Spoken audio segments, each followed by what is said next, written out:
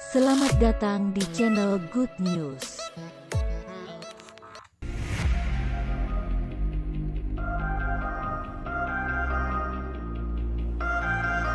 Halo Sobat Proliga, pertandingan terakhir pekan keempat Proliga 2022 sektor putra, antara Palembang Bang Sumsel Babel melawan Jakarta BNI 46 telah berakhir.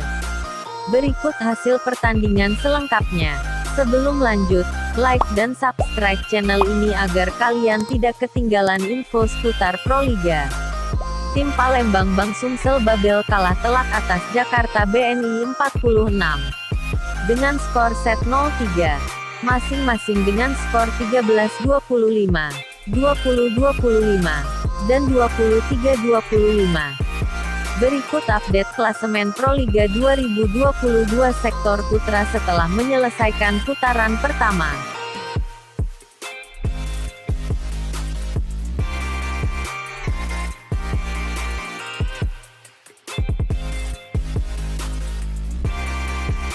Semua pertandingan dapat disaksikan live di channel Champions TV dan video.